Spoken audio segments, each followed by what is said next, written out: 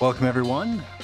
It is Wednesday, April the 10th, 2024, and this is the Ben Smith Show beta. Welcome. And while I try to get everything to work like it should, I swear I set this up and it's just not there. So bear with me while I get this going. Let's see, we got TikTok, we got Threads.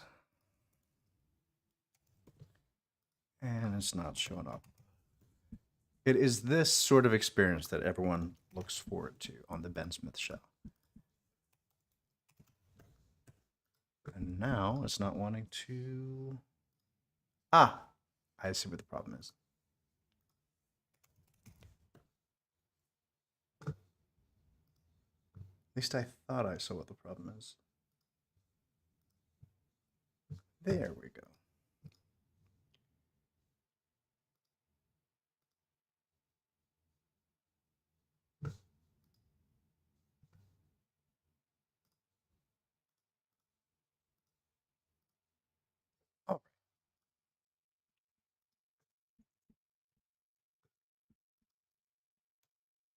Let's go ahead and get started. All right, so it turns out you don't have to have everything figured out to have a meaningful life, to have a meaningful story. Everything about you and your life is narratively significant. Every flaw, every vulnerability, everything you don't have figured out. You don't have to be in perfect shape or have your finances perfectly in order or have the dream house or whatever the dream outcome is. You don't need to have that before your story begins. The story is unfolding right now. You are a part of it. You are the protagonist of it. It's happening now.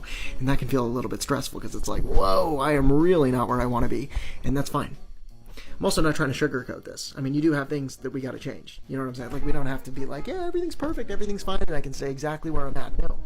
Obviously, you got to change some stuff. That's the whole idea of the journey, is to go on a transformation that renders you a different person, inside and out. But the point is that the story is happening now. It doesn't start a month from now, or a week from now, or a day from now. It's now. Like, it is this. It's you watching this video on your For You page. It's stumbling across this completely by accident. You're the protagonist. And so is everyone else. So don't think that you're the center of the entire universe. You're just the core of your conscious experience. So go and appreciate some other protagonists. Do this as a group. It's a team effort. We're in this together, but your story is meaningful. You don't have to have everything figured out to enjoy it. That is quite true. A lot of times we just kind of wait for our life to start, and we lose sight of the fact that our life is happening right now. And that kind of perspective, I think, is really valuable because it helps us to realize that we shouldn't wait for things to get better because life is happening now. We need to look for the good in things as we can while we're here and avoid delaying important things for later because you never know if later is going to arrive.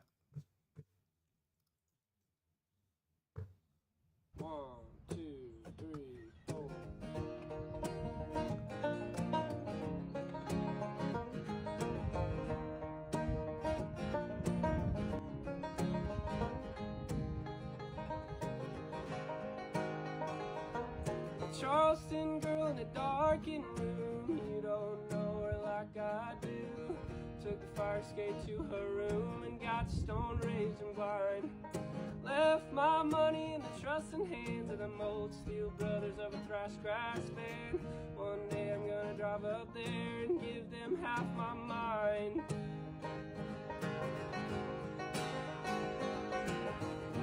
All I know is that when I am good and sober, I am leaving Arizona for a while.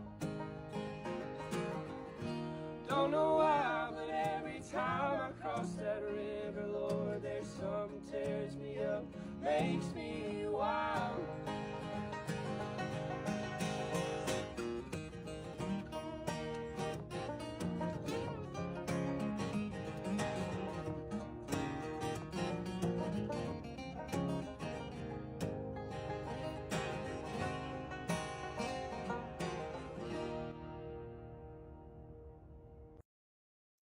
There was a cover of the song Sweet Carol. No, wait. Charleston Girl, not Sweet Caroline. I don't think I've heard that song before, but I thought that cover was pretty good. And now for something completely different.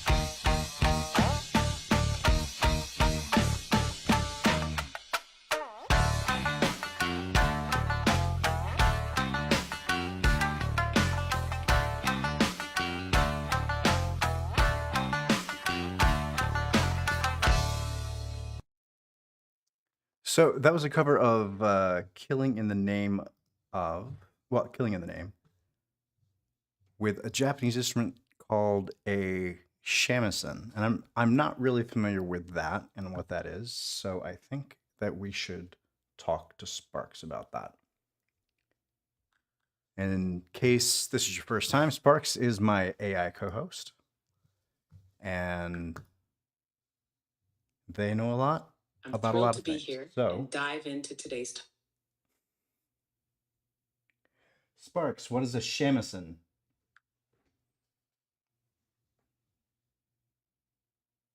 The Shama says sounds like a cue for something specific or possibly a playful phrase. Could you give me a bit more context? Are we talking about a game, I meme, mispronounced it. or something else entirely? I'm talking about a Japanese instrument. It's spelled Shamisen.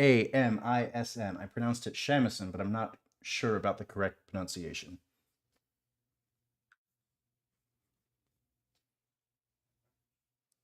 Got it? You're referring to the shamisen, a traditional Japanese stringed instrument. It's pronounced shamisen. It's Oh. known for its distinct, sharp sound and is used in various genres of Japanese music, including traditional folk music, kabuki theater, and even some modern rock compositions. The shamisen creates a beautiful, twanging sound that's quite unique.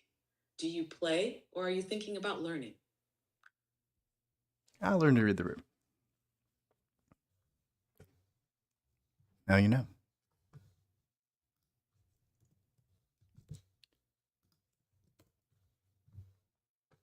The fear of becoming homeless is the biggest fear that our authoritarian government uses to control us.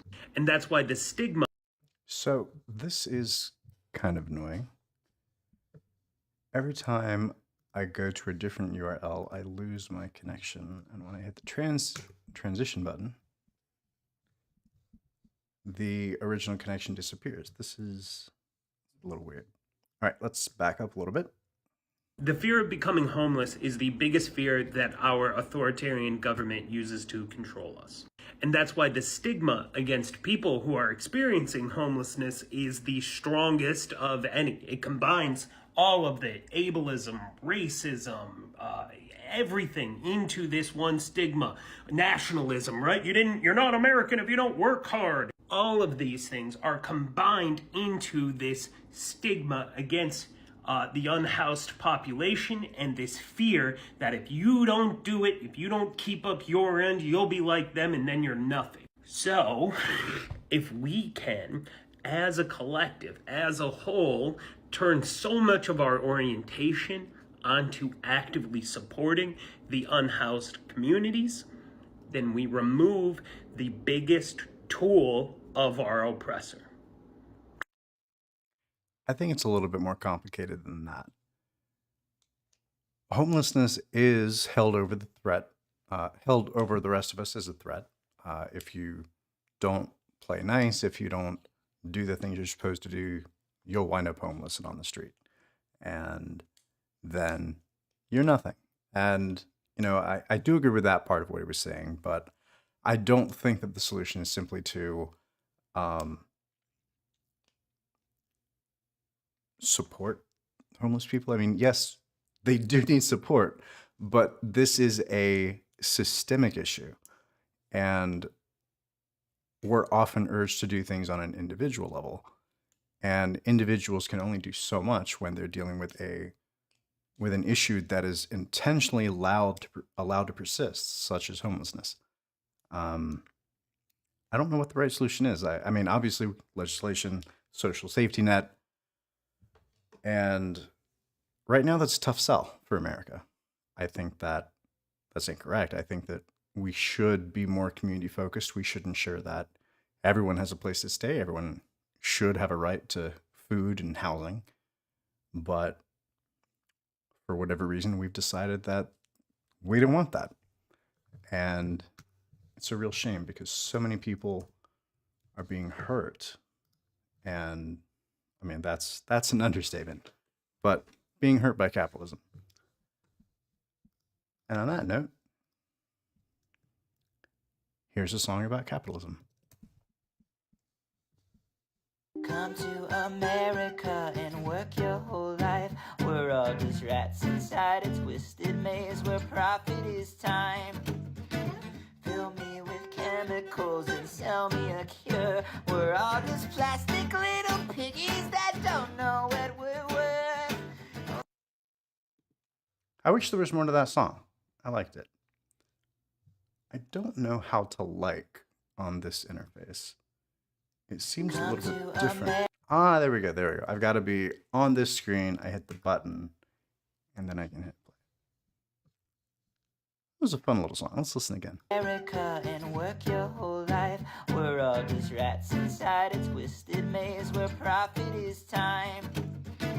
Fill me with chemicals and sell me a cure. We're all just plastic little piggies that don't know what we're worth. It's true. We are plastic little piggies that don't know what we're worth. And as long as we refuse to see our worth, we're going to refuse to fight for change. And capitalism is crushing all of us. So if things don't change, they're going to change. They're going to get worse. So along those lines, let's talk about maternity leave. The formula industry actively lobbies against federal paid maternity leave. Videos like that are why I will literally never delete this app and why the US government wants to ban it. That is a video with a paper trail explaining that the US baby formula industry actively lobbies against paid maternity leave because there is a direct correlation with new moms returning to work and switching from breastfeeding to formula. As a feminist page, I constantly say on here that a lot of people who dislike feminism will give you examples that are actually thanks to capitalism. And this is an example of that. Being a new mom is a double-edged sword in the US. You have people who promote traditional values, stay-at-home mothers, traditional families, who judge working moms that go back after 6 weeks and switch their newborn to formula. Women who don't have to worry about the check because their husband's got it covered. Mom shaming about putting your kid in daycare because they may not be safe there. Giving them formula, which is less natural and less nutritious than natural breast milk. When the reality is that there are very powerful forces working against people's access to those things. The formula industry intervenes with our lawmaking process so that mothers cannot stay home longer with their babies and feed them naturally. This is 100% about profit coming from the party that claims to prioritize protecting children first. And it actually gets worse because if you watch the entire video, you'll learn that the formula industry is so intertwined with the US government that our country actually actively works to prevent the global regulation of formula. So when poor quality formula is being fed to babies in second and third world countries and those babies are passing away from malnutrition and the government wants to ban unhealthy formula so that babies will not continue to pass that way, our federal government blocks, retaliates, and threatens them. Capitalism has driven us to a point where two-income households are the norm over 65% of America, and this system does not work because women ideally should be at home raising more children that will then grow up to be cogs and consumers. However, that's grown so expensive that even couples who want to be parents are foregoing that. So we've passed abortion bans,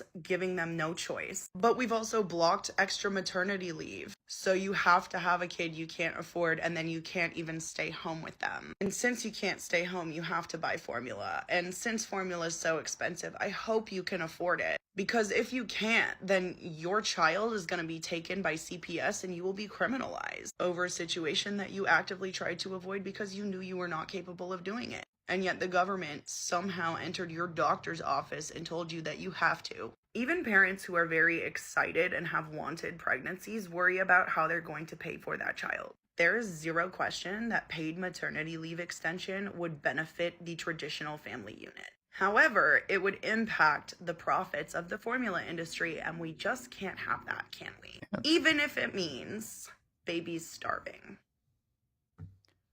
Well, that's a big scam. Oh, the formula. But we also need to do a little bit of fact checking. So let's watch the original video that was referenced, the one that's being stitched. Oh, does it exist? It's official. My rose-colored glasses are smashed. Did you guys know that the formula industry actively lobbies against federal paid maternity leave and parental leave because it would increase breastfeeding rates and decrease formula sales? And if it couldn't get worse, it does. Did you know that the U.S. actively prevents formula regulation in other countries to help pad the pockets of these major formula producers at the expense of literal babies unaliving? I don't know why I'm even surprised anymore. Now, this is on a global scale, so buckle up and watch till the end so you understand the depth of what we're up against here. Buckling up. So let's take a look at the numbers. How bad has it gotten? But primarily, you need to watch to the end so that the person gets engagement numbers on TikTok.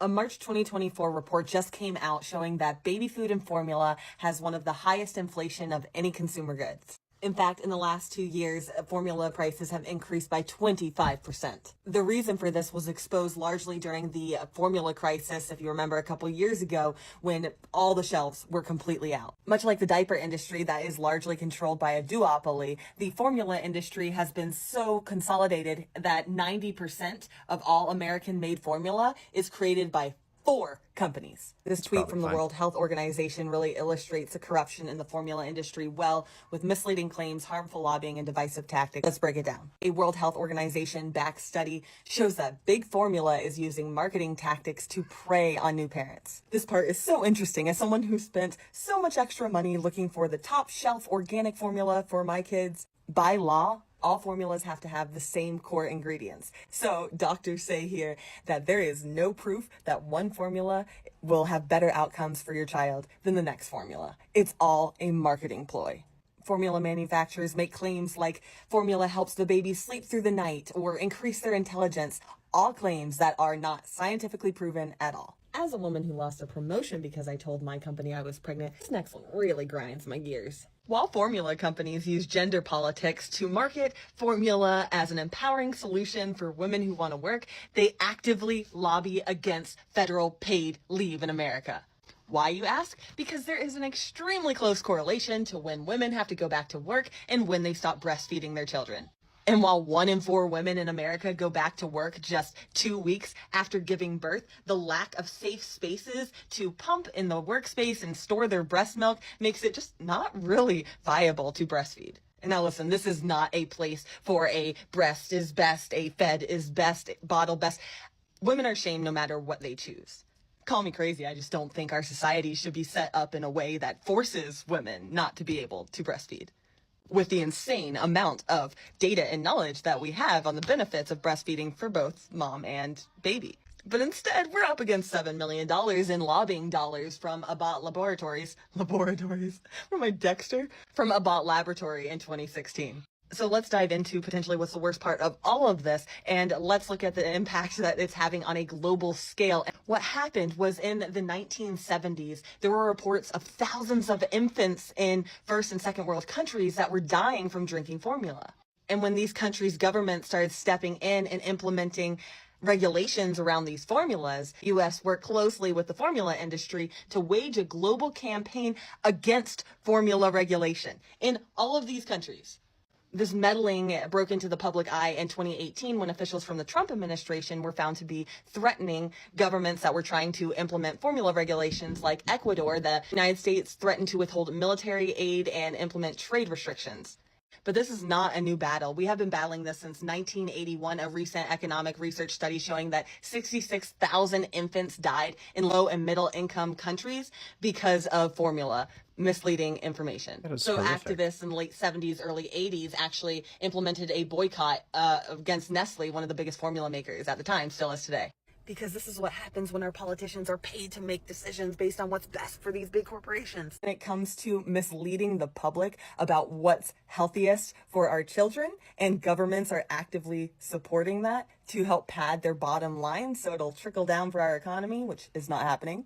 And our government is actively preventing regulations around these companies to help pad their bottom line. Call me crazy, but I just think our society should be structured in a way that's best for the well-being of our people and not for what's best for the bottom line of our companies and corporations.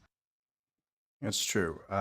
We really shouldn't care all that much about the profits of huge corporations because It's official. they don't care about us, and they're actively trying to make things worse for people. They are actively trying to make things worse for women in America, women all over the world, just because they're concerned with their own profits.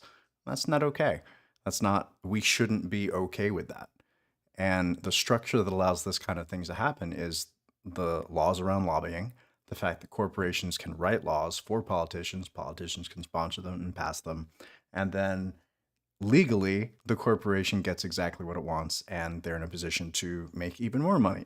And there's no thought given to the harm that it has on normal people. And that's not okay. We should demand better. Now for something completely different. Homeopathy's superpower is that most people don't know what it is. That's understandable. Homeopathic remedies are packaged like real medicine and sold in drugstores. But homeopathy isn't just natural medicine, it's pure pseudoscience. Yep. Homeopathy is based on two principles. The first is like cures like, or a substance that causes symptoms in a healthy person will treat an illness with similar symptoms. And two, the more it's diluted, the stronger it is. For example, a popular Let me just point out that that idea is absolute nonsense. homeopathic remedy for insomnia is coffee, but diluted until there are literally 0 molecules of it left. How might that work? Homeopaths claim that water remembers the medicine. You know, water, the famous substance that has memory. To be clear, homeopathy doesn't work. Nope. Well-designed studies have consistently demonstrated that it's just a placebo, because it is. But even more, homeopathy can't work. The claims would violate nearly everything we know about chemistry and physics. The bottom line is, don't waste your money or your health on homeopathy. Homeopathy's superpower is that most people I agree. Homeopathy is sold by grifters trying to take advantage of people, and it really shouldn't be allowed.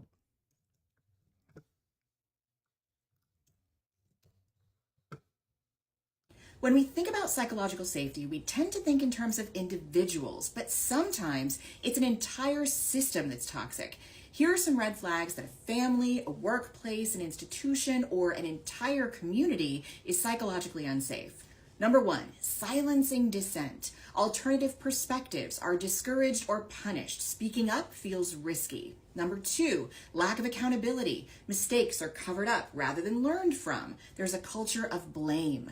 Number 3, inconsistent rules. Policies are applied arbitrarily based on politics or favoritism. Number 4, hyper-competitiveness. Cutthroat behavior is rewarded over collaboration. Information is hoarded.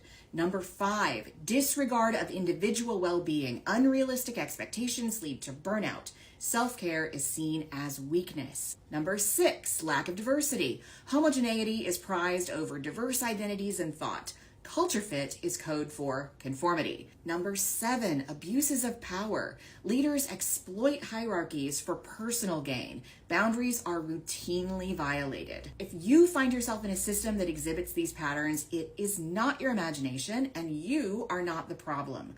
While toxic individuals can sometimes be removed from healthy systems, attempting to rewrite the rules of an entire sick system is usually an exercise in futility. That is absolutely true. Sometimes you cannot When we fix think about something from the inside. If it is a toxic workplace, especially, and you don't have any power, it's usually best for you to get out of that situation and focus on your own mental health, your own well being. Because if you try to make a toxic system better and you don't have power, the toxic system will kick you out.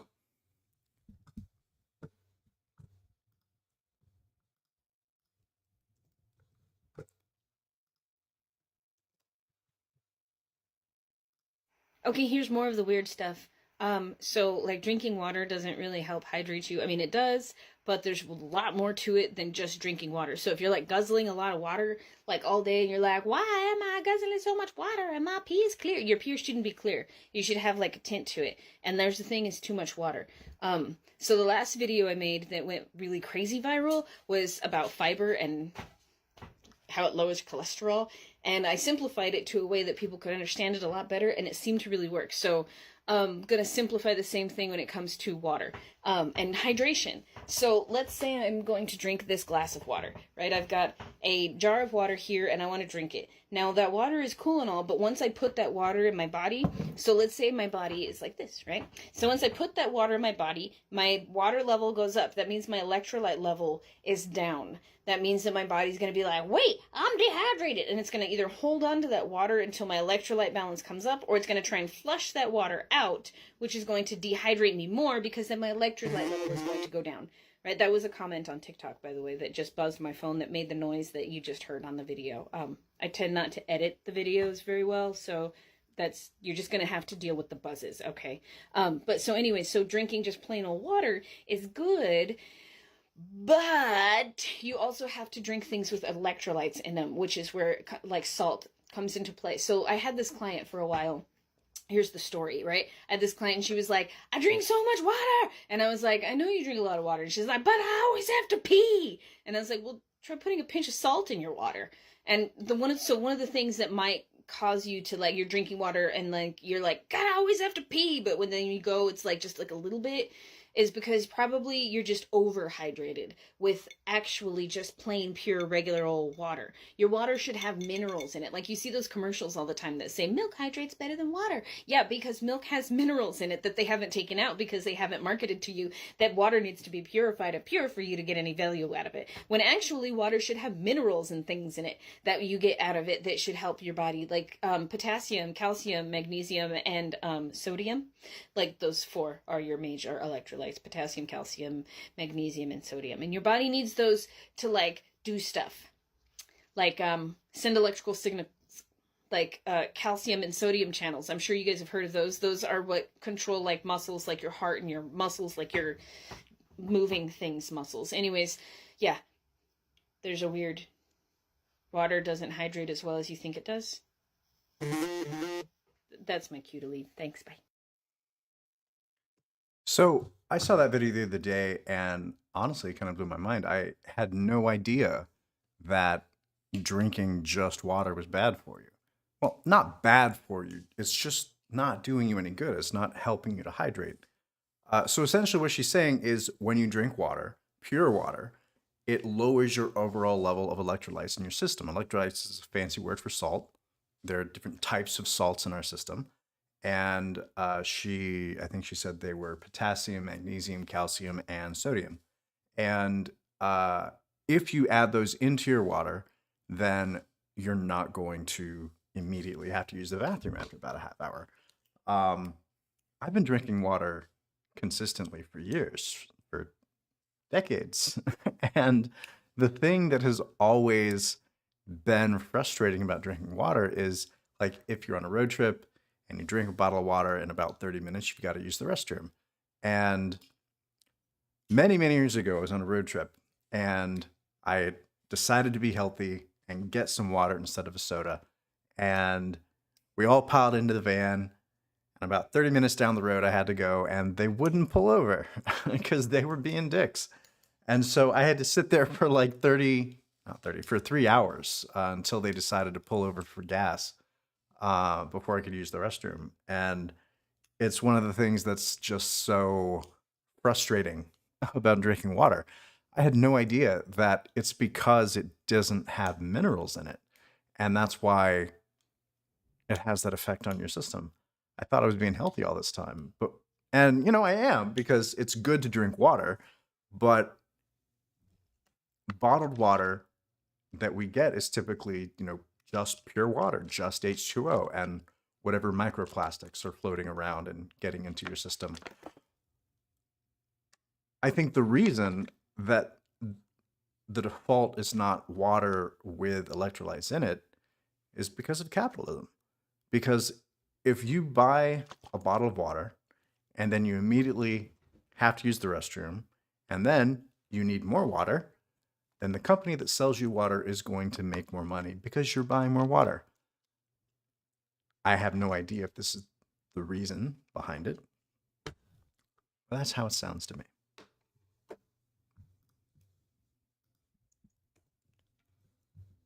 This is pretty cool. I don't know what you heard about me.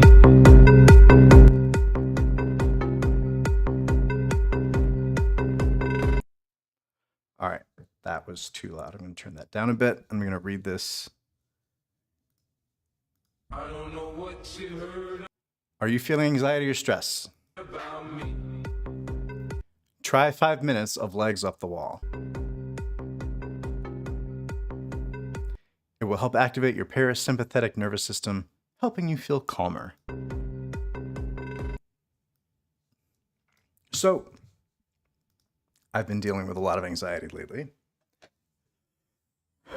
and decided to give that a shot over the weekend. So, I went back to this wall. I laid down, put my legs up, set my timer for 5 minutes, and I started to feel all right. Started to feel kind of chill. Then my timer went off and I stood up and the anxiety came rushing right back in.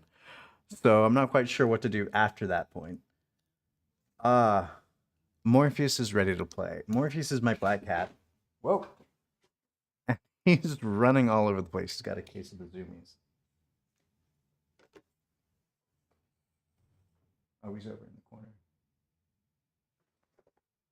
What are you doing, bud? He's being silly.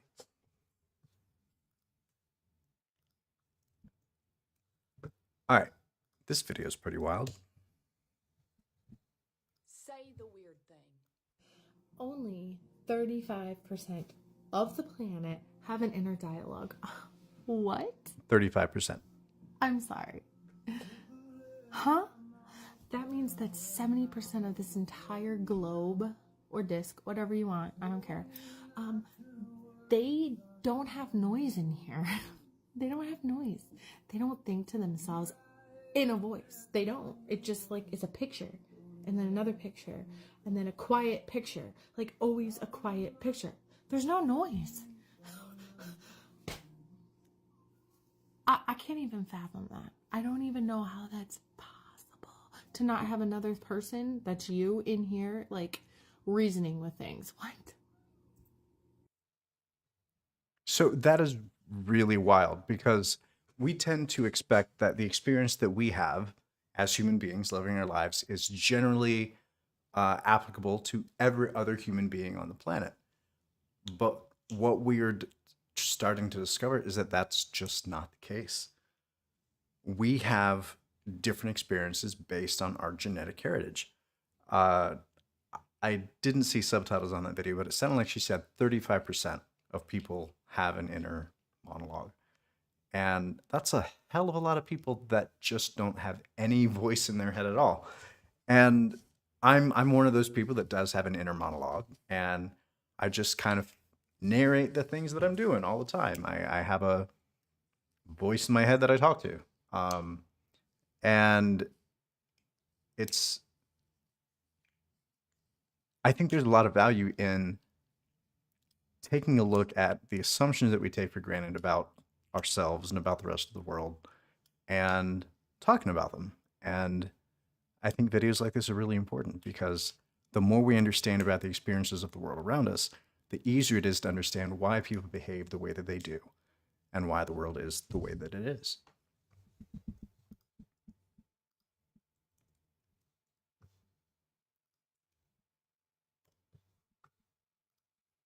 This is what a streaming farm looks like, aka the black market of the music industry. It's how some musicians and labels distort reality to push their tracks to the top of the charts and earn more money. Streaming farms use bots to artificially play music on platforms like Spotify or Apple Music to drastically inflate the numbers of streams a song gets. In March, a man in Denmark was sentenced to 18 months in prison for getting music streaming services to pay him $290,000 in royalties for fake streams. But that rare case is just a glimpse into the scale of this fraud. In a 2019 Rolling Stone article, Hopeless Records founder Louis Posen claimed this illegal practice potentially steals $300 million a year from artists with legitimate streams from real fans, equaling 3 to 4% of all streams. But that estimate is much higher now. A 2023 analyst report from the Financial Times found that up to 10% of all music streams globally are fake. This matters because there's a pool of money that streaming platforms distribute to the rights holders of songs. So when an artist is faking those streams, they're taking money out of that pool that could go to artists with legitimate streams. The creation of streaming farms follows the decline of radio and the rise of its replacement, streaming platforms. Major artists and labels historically paid radio DJs to play their music, but streaming platforms like Spotify are democratizing music, allowing independent artists a platform. But that means larger artists and labels are struggling to stay on top of the charts, so they compete by buying streams. Streaming services like Spotify have recently tried to crack down on this by looking specifically for erratic behavior, like a sudden jump in streams or a song on repeat for hours. A Spotify spokesperson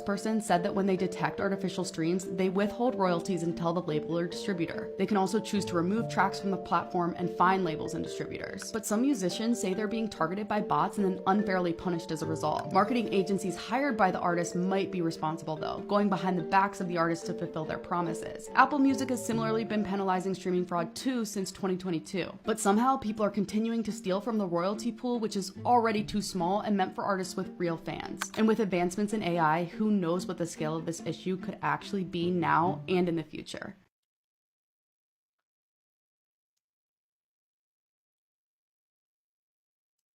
I'm not quite sure how to talk about that video because it's framed like journalism, but it sounds a lot like PR. The entire video talks about Spotify, and that seems like it's because their source for this was Spotify. They did throw in Apple Music at the end, but the entire thing was from the point of view of Spotify and what Spotify is doing to make sure that real artists get the money that they deserve. Spotify, the same company that just decided that they're not going to pay money to any artist with less than 1,000 streams.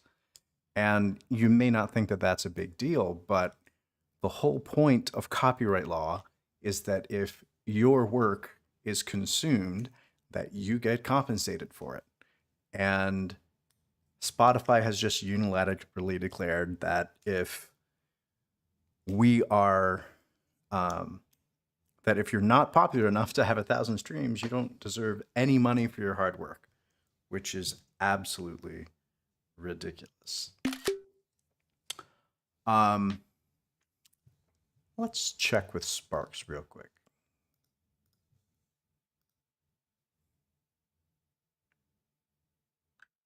Sparks, what can you tell me about public relations and how they plant stories in the media?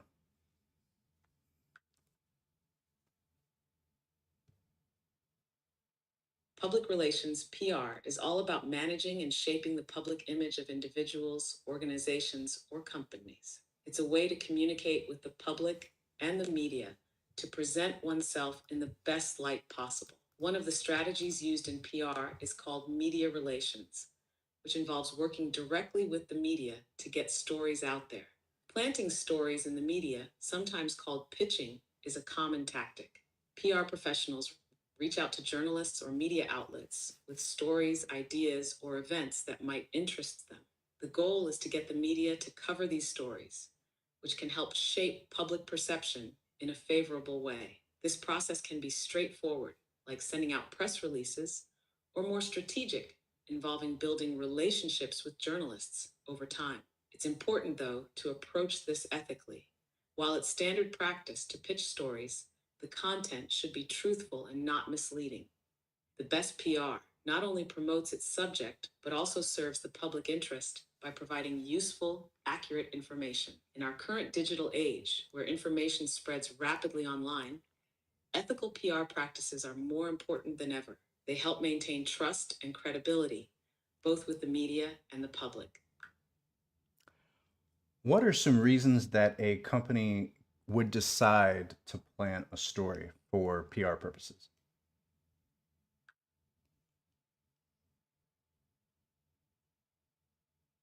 Companies plant stories in the media for PR purposes for several reasons, aiming to shape their public image or influence public opinion.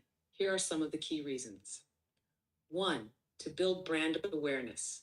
Getting their name and message out in the media helps companies become more recognizable to potential customers or clients.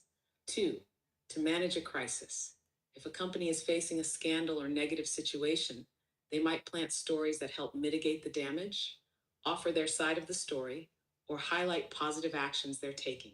3. To promote products or services. Sharing stories about new products, improvements, or unique features can generate interest and drive sales or usage.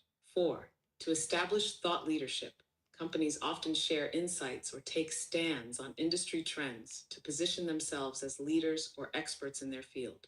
5. To support causes or CSR initiatives.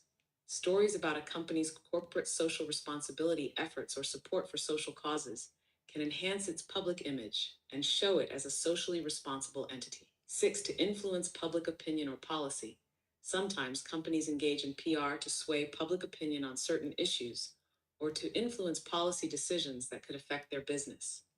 The effectiveness of these strategies depends on the authenticity of the message and the credibility of the medium.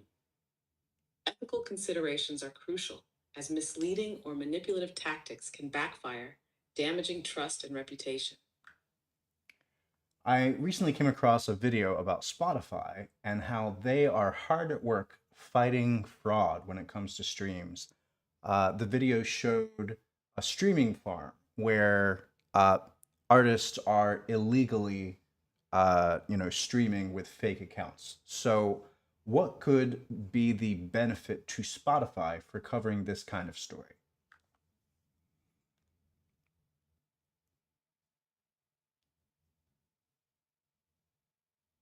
Addressing and publicizing their fight against streaming fraud, like in the situation with Spotify, can have several benefits for the company. 1. Enhancing trust and integrity. By openly tackling streaming fraud, Spotify demonstrates a commitment to fairness and integrity. This can increase trust among artists, record labels, and listeners, showing that Spotify is working to ensure that streams and the resulting royalties are legitimate. 2. Promoting transparency. Publicizing efforts against fraud can highlight Spotify's transparency in dealing with challenges. Transparency is crucial in building and maintaining trust with users and stakeholders. 3. Protecting revenue. Fraudulent streams can distort royalty payments and potentially take revenue away from deserving artists. By fighting this issue, Spotify helps ensure that revenue is distributed fairly, which is important for maintaining good relationships with artists and record labels. 4. Enhancing user experience. Okay, so I want to take a look at the video again and point out some specific framing that it's doing. This is what a streaming farm looks like, aka the black market of the music industry. It's how some musicians and labels distort reality to push their tracks to the top of the charts and earn more money. Streaming farms use bots to artificially play music on platforms like Spotify or Apple Music to drastically inflate the numbers of streams a song gets. Okay, so the way that they're pitching this is loser artists that are not popular are the ones that are behind this streaming fraud. Loser artists typically don't have money. So this would seem to me like it's the sort of thing that larger artists would be doing to inflate their own already large numbers. I think it's curious how they don't talk about the types of artists that deal with streaming fraud. Is it the big ones? Is it the small ones? Is it the medium ones? It's also possible that this is something that people with money do. It could be one of those open secrets. Could be the attitude is everyone does it. I don't know. But I do know that the framing in this isn't 100% transparent. And that's... All right, so apparently there is a conspiracy theory that the Egyptians didn't build the pyramids, because how in the world could they find north? And this video that we're going to watch addresses that. But let me turn Sparks off first. Okay, so if aliens did not build the pyramids, how is it possible for ancient Egyptians to so perfectly line up their pyramids with true north? I love science so much. Okay, so the reason that this is such a big sticking point in conspiracy circles is twofold. First and foremost, ancient Egyptians did not use compasses like that we have today with the magnetized needle that points north. They didn't use those. But even if they did, it wouldn't matter because compasses don't actually point to the North Pole. And I know that that's going to trip some people out, but the North Pole and magnetic north are two different things. So as Earth spins through space, it spins around an axis of rotation. The North Pole is just the northern part of that spinning axis. Magnetic north, on the other hand, is just the northern pole of the electromagnetic field that is generated by Earth's molten core. I know that that's a lot, but for the context of this conversation, the only thing that you need to understand here is that if compasses point to magnetic north, how is it that ancient Egyptians were able to so accurately identify where true north was? The answer in the context of the whole aliens conspiracy is just so poetic because the answer is the stars. It's just astronomy. Ever seen a picture of star trails? You can understand why this is. So as Earth spins through space, right? It's spinning and spinning and spinning. It is spinning along an axis of rotation. So in this instance, this would be true north, this would be true south. For someone who is sitting on Earth's surface, it is going to feel like the stars are spinning around us. And that's because we can't feel that the Earth is rotating. We don't feel that this is happening. All that we feel is that this is stationary and everything around us is moving, which means that everything is going to feel like it's moving around our axis of rotation. And so when we start looking at pictures of star trails, which is our best representation of this effect, you might see something that looks a little bit like a sky butthole. This sky butthole is true north. This is an indicator of the axis of Earth's rotation. The thing that's important to note is that if a star is really far away from the sky butthole, it is going to appear to move a lot in the sky.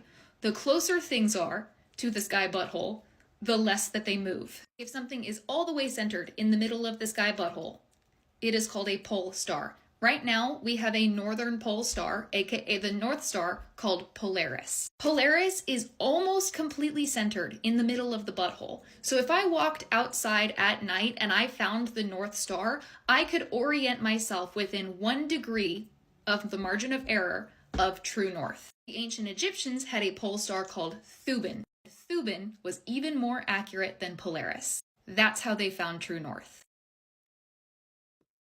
And now you know. We tend to think of people from the past as being unsophisticated, but they were actually quite intelligent.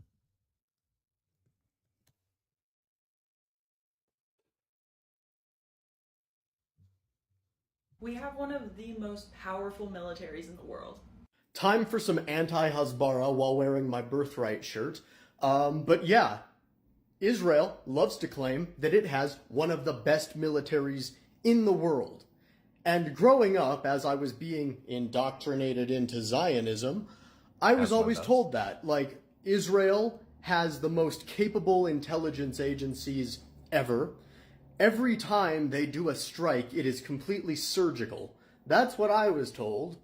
And I would talk to all of these, Israeli former IDF people, including some people from like their special forces and whatnot, who would tell me stories about like, oh yeah, one of our soldiers got captured and we did this crazy parachute mission behind enemy lines to go in and do a surgical strike to rescue them and then get out immediately, and there's like no casualties except for the people who kidnapped the other soldier. So, now, today, as this ongoing genocide unfolds, what's up, buddy? And I ask people, what happened? What happened to Israel having the most surgical military in the world? What happened to this military that I was always told could just...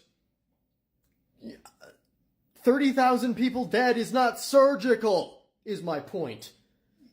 And to that, they never have a response, especially the Israelis. I'm like, hey, you guys always told me that your military was capable of carrying out missions and only killing your targets.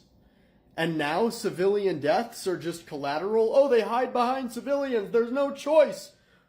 The Israeli military I was raised to believe in would simply not hit the civilians being used as shields if that were even true, which it clearly isn't. So there's only two options here, right? Either you do have the best military in the world and you are deliberately choosing to target civilians, or your military actually fucking sucks. So which is it, Israelis? Please give me a clear answer. And in case my sarcasm wasn't clear, I'm just gonna say it. The Israeli military has always been a cruel organization that deliberately does target civilians. That's literally how Israel was founded, because the IDF used to be a collection of paramilitary terrorist groups before the State of Israel was officially founded, and they were all rounded up into one group.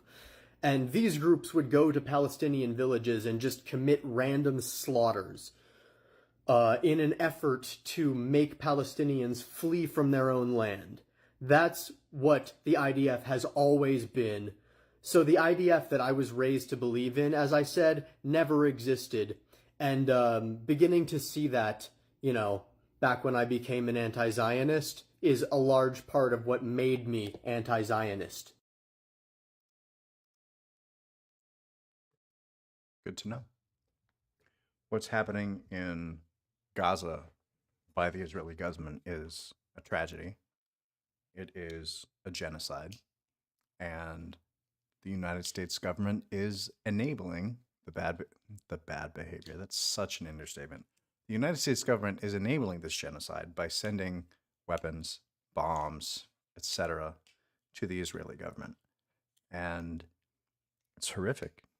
It shouldn't be happening. I like videos like that because it puts the lie to, well, exposes the lie that, you know, Israel has one of the best militaries in the world. Moving on. Say the weird thing. People are desperately seeking realness. Marijuana wasn't illegalized until the 20th century because the director of the FBI's brother ran a paper mill, and the biggest competition was hemp, and he complained. And I started this off by saying marijuana, but that's actually a made-up name by our FBI to smear campaign to make it sound more Mexican, so that the majority votes would vote against it and make it illegal, so that way that paper could rule from trees. So, fun fact. Yeah, it's ridiculous. The prohibition against marijuana, well, against cannabis, is largely being driven by fear and racism. Originally, it was fear of Mexicans. Then it was just the general war on drugs, which was targeted against black people. And all of it was driven by racism. It's terrible.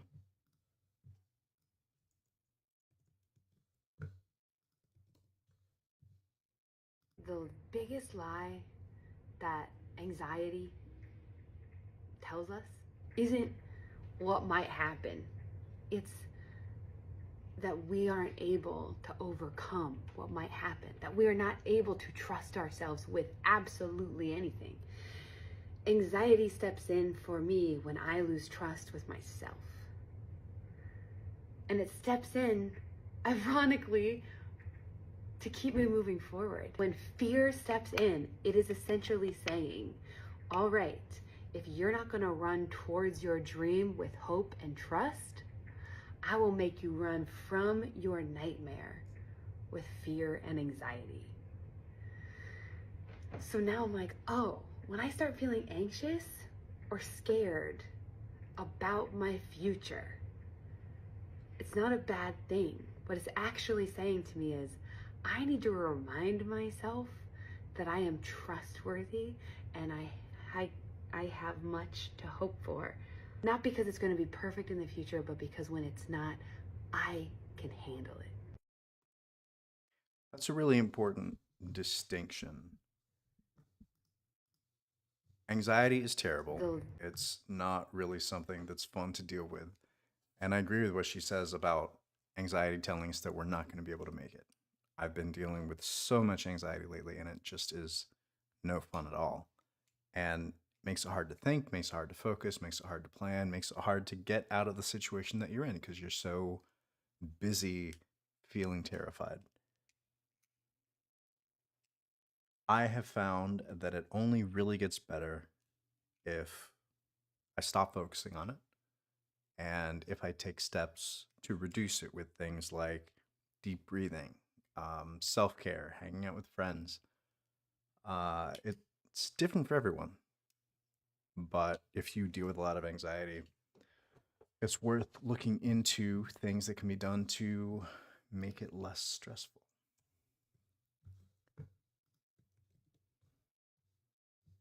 It's a golden age to make art because there's so much garbage art in the world. You just have to be half decent and you'll be hailed as a genius. To do this, firstly you have to smuggle your weirdness through years of the cult of sensible. Jobs, family, popular culture, and arrive out the other end of this warped hall of mirrors with something true left to say. And many people have nothing true left to say. The cult of sensible has eaten them alive.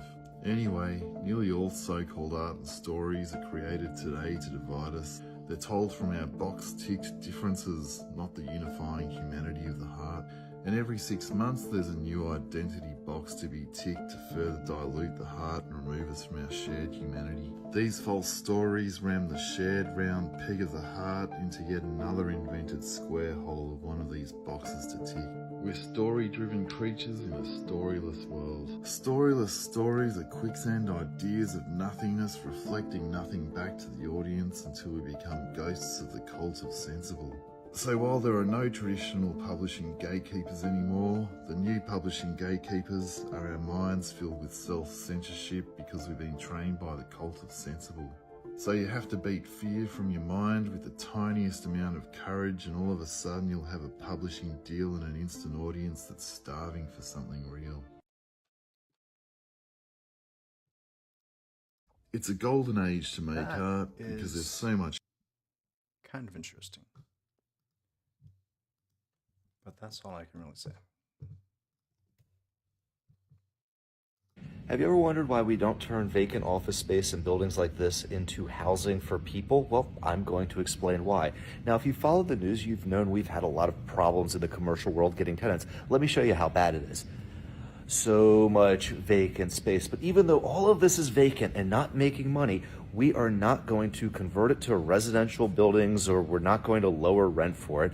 And that's because there's two ways that we make money in commercial real estate.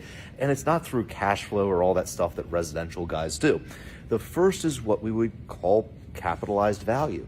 So our goal with these is not to make them very profitable right now or on a monthly basis, is to increase the capitalized value of the property.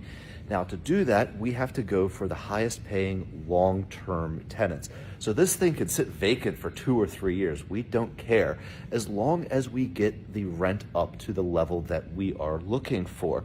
Now, here's the number for you. For every $1,000 I can increase rent on these commercial buildings, I add $250,000 in value to the actual owner of the property.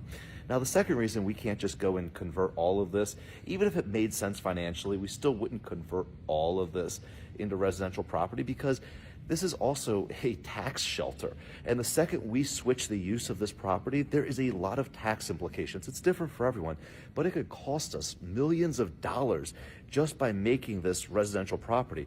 Whereas if we keep this all as vacant commercial, we can keep writing off taxes against it. So there's a huge tax incentive. This is one of those things where it's not our fault. Blame your government for it. And I guess the last reason is that local governments give a lot of resistance. So we've had some people around the country who've converted places like this into residential buildings because there's a big housing shortage. But I mean, it really is area dependent because local governments can be really brutal when it comes to making any new residential property. I've told you that in other videos. People are very greedy. They don't want new properties coming in and potentially bringing down the value of the existing real estate. So that's the situation here. So, I mean, I appreciate all the suggestions, like turning this into a paintball arena. That was a really nice one. But most likely, we're going to keep this vacant until we can force all of you guys to come back to the office. We'll see if we're able to do that. But hopefully that answers some of your guys' questions. And I'll see you all on the next video. Well, that is the first real explanation I've heard about why these big empty buildings are not being converted to housing. The onset of the pandemic changed American business culture permanently. A lot fewer companies are working in person. There's still a huge push to bring a lot of companies back, a lot of the workers in these companies back to the office. But it is very much a real struggle because the workers got a taste of freedom once they were home because of the pandemic. And that created a power imbalance, and management didn't like that. And so all of these companies, well, not all of them, but a lot of them are forcing companies to go back to work.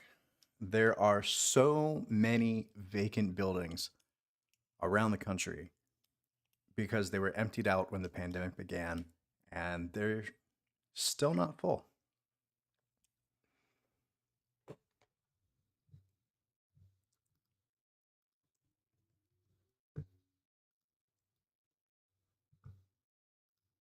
I don't know who needs to hear this, but you want to know who your friends are? It's not who comes to the birthday party. It's not even who comes to your wedding. It's not who comes to anything fun, not to happy hour, not to dinner, not to eat your free food at your house. It's who's there when you don't ask them to be. It's who checks on you. It's who's there when shit's going down and life is hard. That's the people you need to take care of.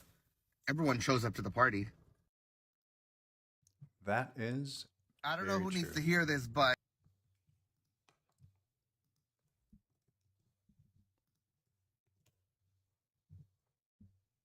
if you unscrew this cap, that is the deepest hole in the world.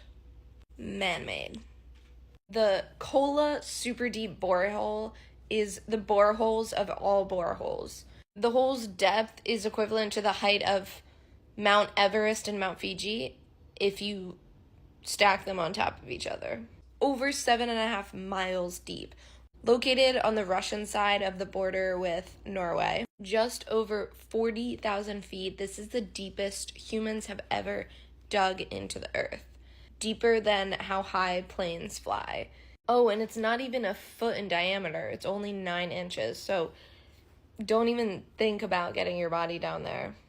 This was purely done to see how deep they could go. Not for oil exploration. It was like, let's see how far we can get.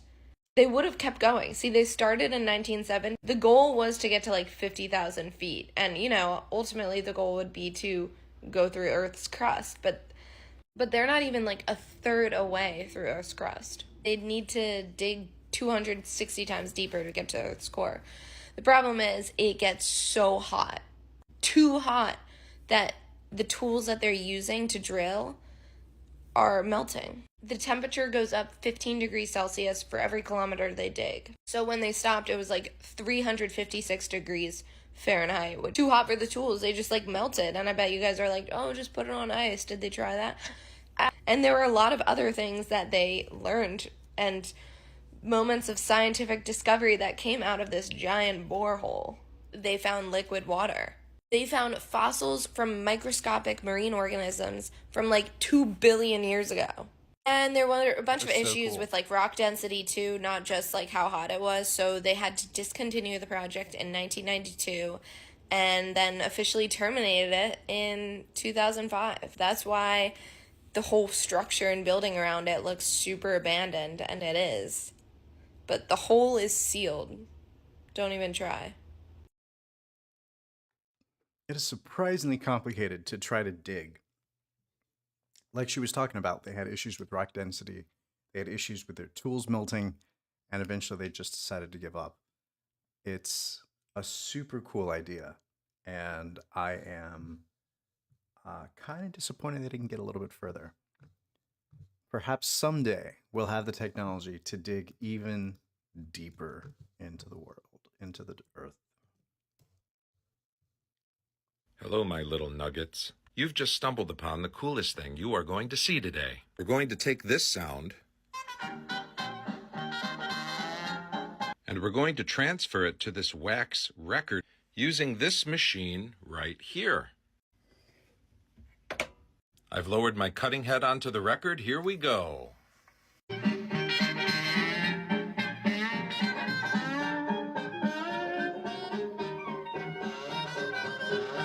There are some of the wax shavings, but as you see, we have a really good recording. Now we take out our recording head and replace it with our playback head. This is the part I love.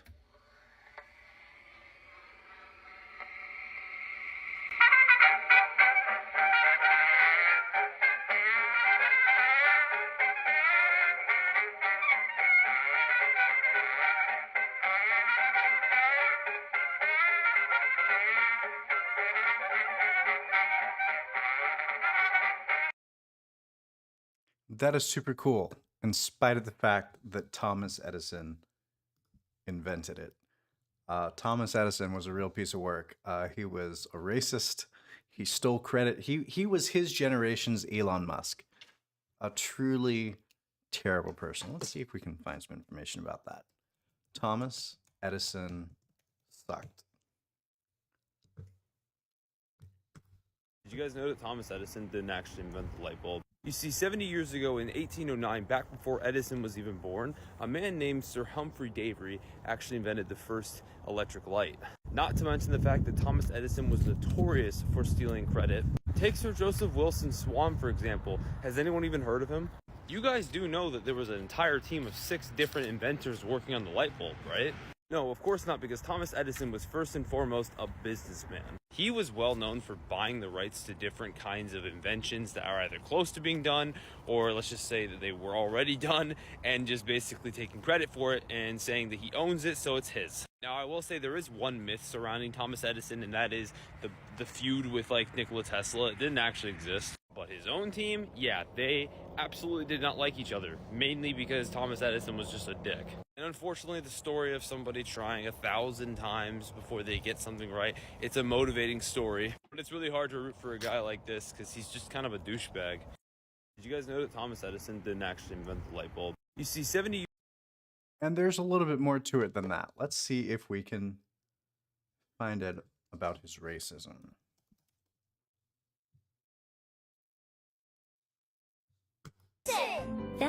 No, that looks copyrighted. Hi, I'm Noah and I roast historical figures. Today I'll be roasting American inventor and man who only had enough hair dye for his eyebrows, Thomas Edison. Contrary to popular belief, Edison didn't outright invent the light bulb, but he and his lab were the first people to design a light bulb that could be produced at a large scale for a profit. Similarly, Edison wasn't the first person to put his name on his employees' patents, but he was the first person to do it at a large scale for a profit. Edison electrocuted hundreds of stray dogs while looking for a more humane way to euthanize unwanted animals. That's a pretty upsetting thing to hear, but you know what they say, you gotta break a few eggs if you want to create a huge pile of euthanized dogs. Edison, who helped create the first movie camera, said that his favorite movie was The Birth of a Nation, the massively racist epic in which the Ku Klux Klan are portrayed as heroes. I guess Edison's only problem with burning crosses is that it'd be a lot more efficient to do it electrically. There's a false and persistent myth that Edison was behind the public electrocution of an elephant. It's hard for me to say why people would believe that Edison would do something so ghoulish, but there are several hundred electrocuted dogs who might have a theory. Edison liked to call his children, Marion and Thomas, Dot and Dash because he was once a telegraph operator. It's the same way that he might call them bass and treble if you were a musician, or Marion and Thomas if you were a good father. Edison secretly colluded with Harold Brown, an electrical engineer who publicly electrocuted animals in order to discount the alternating current favored by Edison's competitors. Edison was a vegetarian, but based on how many animals he had electrocuted, I'm starting to think that he didn't care about animal cruelty, he just found something even worse to do to vegetables. Join me next time when I'll be roasting 21st President. All right, well, that's close enough. He also spread this conspiracy theory about Jewish people and did it pretty blatantly.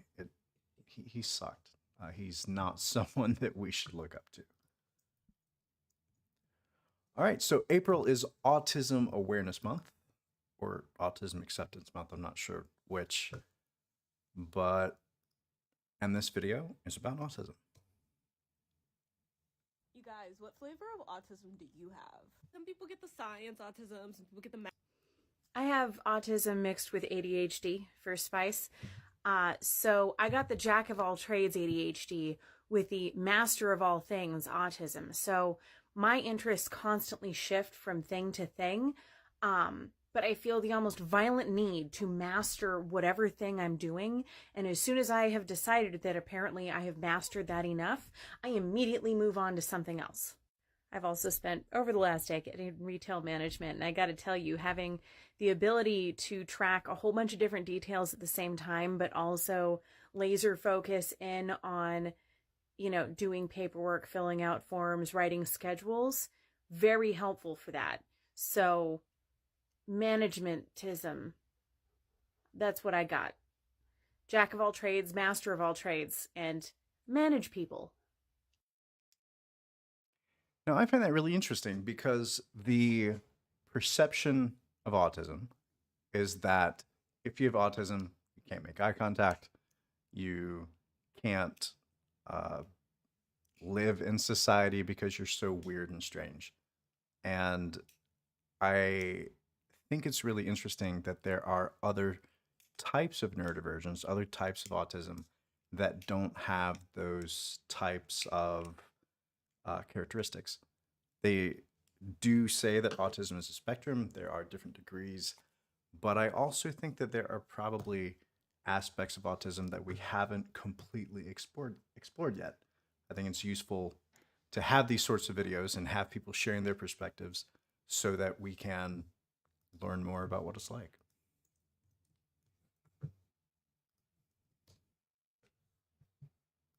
As if a trillion cicadas emerging from the ground after baking for 13 or 17 years isn't unhinged enough. Mercury is also in retrograde, and it's going to coincide with the solar eclipse. An earthquake happened in New York City. What should you do about all of this? Answer is not freak out. I mean, if you want to, that's fine. I'm actually here to talk to you about these guys. Cicada killers. While they look like wasps, they're not wasps. They actually have no nest protecting instincts. The males don't even have a stinger. If you see one of these guys, don't freak out. Leave it alone. This is a great time to remind all of you that just because you were scared of something does not mean that it doesn't deserve to live. Yes, well, trillions of insects emerging from the ground and violently pissing everywhere, because that's what they do, while screaming.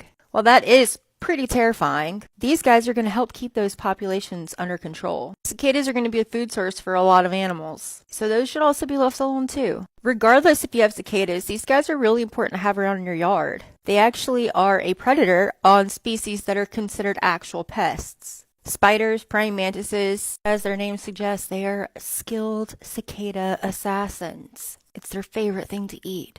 They're about to get over 1 trillion of them DoorDash straight to their backyard. Again, these guys pose absolutely no threat to you. They're actually beneficial for the environment and for the ecosystem. They pose no threat to you, they pose no threat to your plants. Let nature do its thing and just stop and be grateful that we're living in a time where we get to experience this.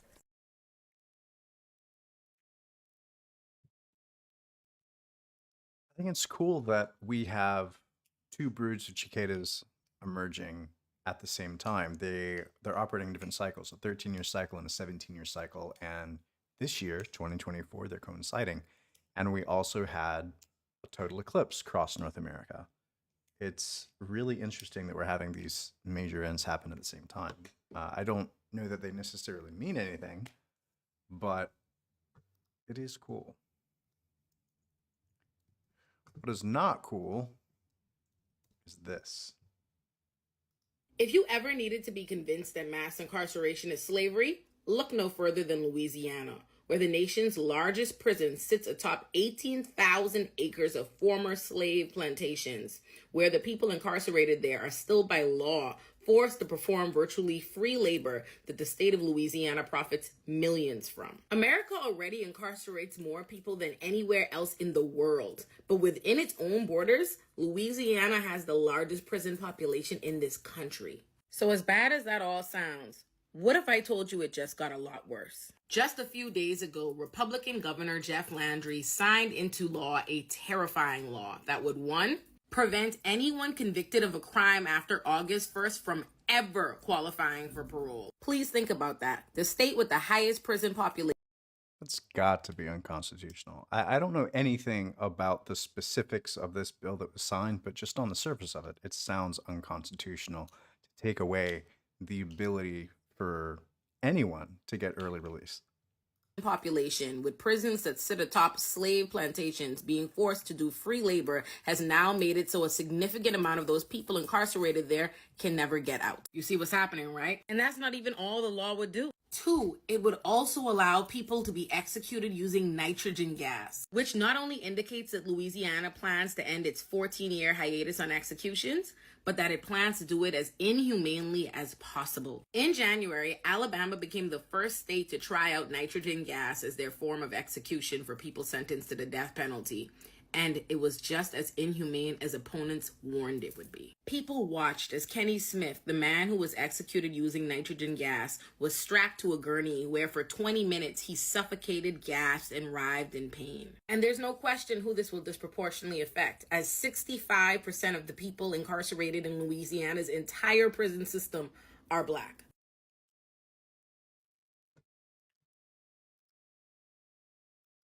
It's pretty ghoulish. And that's not even mentioning the fact that people in Louisiana prisons are dying and being buried in mass graves, and their next of kin are not being notified. It's just horrific. What we do to prisoners in the United States is, it's horrific. There's no excuse for it. Well, the excuse for it is racism, but then when you mix in capitalism on top of it, corporations have the ability to rent prisoners and have them perform labor at wildly reduced costs, and the company still makes all the profits from it. It's terrible. Slavery was outlawed, except for if you are in prison. It's a loophole that companies are taking a lot of advantage of. So now to lighten things up. I went to sleep with the door open.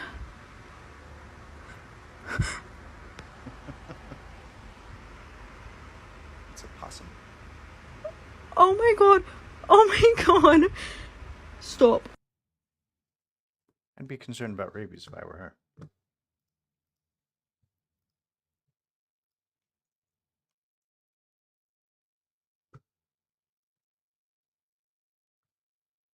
What is this? So we have this eclipse coming on April 8th. And if you notice on the eclipse, that the eclipse starts down in New Mexico, Texas area. But the sun rises on the east. The sun rises on the east. Okay, so if you've seen... First of all, I want to say that is a great question.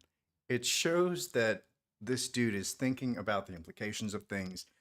Seems like he's got a lot of intelligence to even have that question. It didn't even cross my mind. But the explanation is super cool.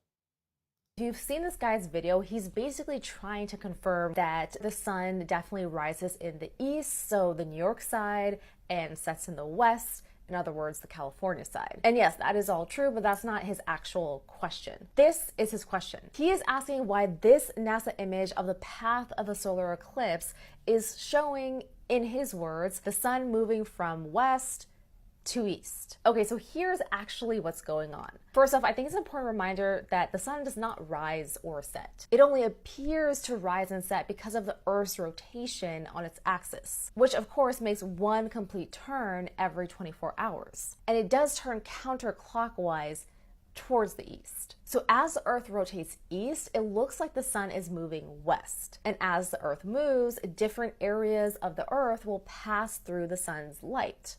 Demo time. Usually I do this with a tennis ball, but I only have an orange. So that's what we're gonna use. You guys can all try this at home. Just take any kind of ball and shine a flashlight directly on it and start rotating the ball counterclockwise. Now watch what happens to the light and dark areas as the ball turns. This is what happens to the Earth as it rotates east, in other words, counterclockwise. Okay, but what happens during a solar eclipse? Time for an unplanned second demo. Okay, so let's say this orange is our sun, this shallot is our Earth, and this garlic is our moon. Actual individual sizes may vary. A solar eclipse happens when just at the right moment, the moon passes between the Earth and the sun. So what's happening is that the moon is blocking the sun's light, and then the moon casts a shadow on whatever part of the Earth is facing the sun at that time. The moon's shadow creates this trail that moves as the Earth rotates, and that trail is called the path of totality. And the image that NASA published is showing this trail. So if you want to experience complete darkness, in other words, a total solar eclipse, you need to be within this path of totality. And there's also the answer to his question. This path is not of the sun moving from west to east. It's the path of totality, in other words, the moon's shadow. I hope that clears some things up, and happy eclipse viewing, especially to those lucky people who live within the path of totality. Unfortunately, I live in Florida, and so we only had a partial eclipse. I wasn't able to get eclipse classes, so I spent the entire period of time inside and I watched a NASA live stream, which was interesting, but not quite the same as being there.